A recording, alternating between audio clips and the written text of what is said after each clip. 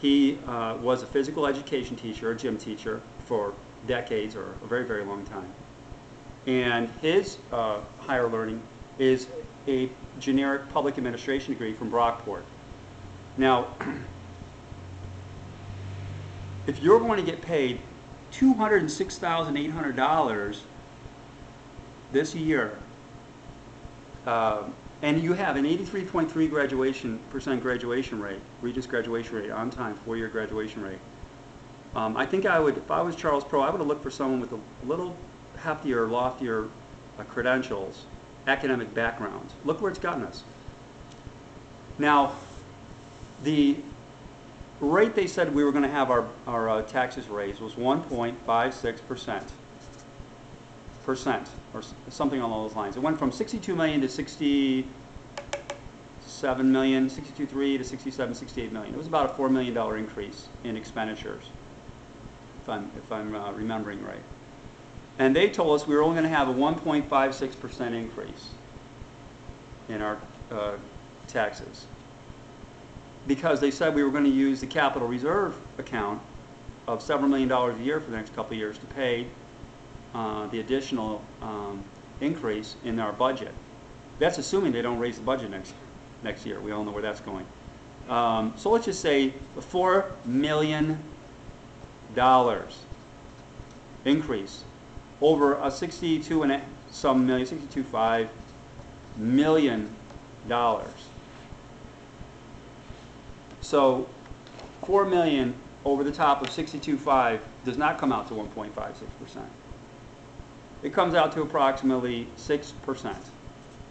So there's another way like. Where does he think that money's going to come from when he taps out the capital reserve fund? As a businessman, having taken a course in accounting, managerial finance, I can assure you, running a business for 20 years, that is not true. They're misleading you. They're making it seem as though that's all it's going to be to us, is 1.56%. Do you think Jeff Crane's going to lower our taxes next year, in 3 years, when he's tapped out that capital reserve fund and has half of what he had originally? You think he's just going to go back and reverse the budget? We have the highest taxes in the United States of America here in New York State. Why do you think businesses have left here and gone to North Carolina and everywhere else in the country and exported jobs and shut things down? Monroe County is the 4th highest tax district in New York State. And our district we pay some of the highest, really, almost the highest taxes in the entire United States of America, 67% more than average. And it's beyond me how they can justify any of this nonsense. From a standpoint of accomplishments, expenditures, there's no end to it. That they're treating their job, Charles Perreaud, Bill Dumb, Jeff Crane, it is their private bank account. They are raising money at a blistering rate. They spend it. Basically, parents agree to anything they want until last December, when they got voted down on all 3 propositions.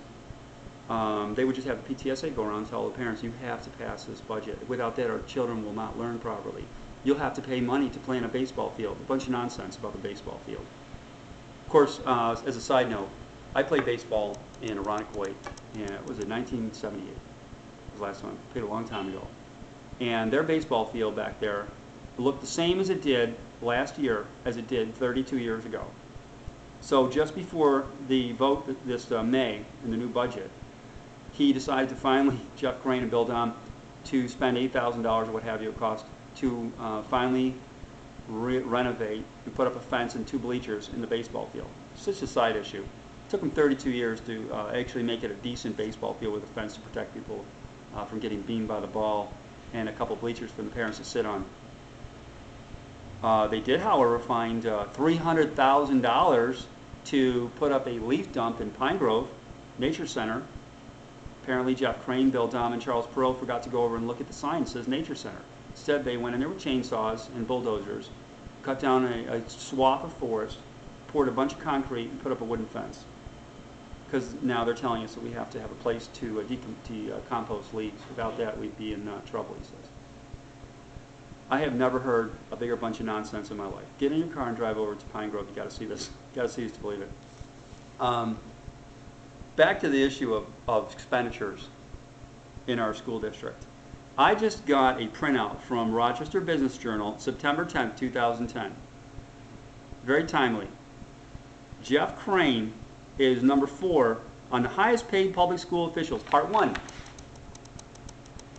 Highest paid. If you look closely, because people have a problem believing the facts in the district, they always end up believing what the officers of PTSA and Jeff Crane and William Dahm and Charles Perreaud tell them. I could say it over and over again, 83.3% four-year on-time graduation rate, Regents rate. People just don't believe it.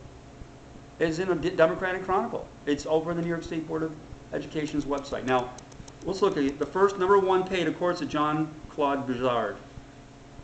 Number 2, Superintendent of Pittsburgh. Well, that's fine. They're getting 96% graduation rate. I'd give her that salary of $219,168. Then there's Rush Henrietta. I don't know why he's getting that kind of cake. $208. That's absurd. And no matter how long you've been there.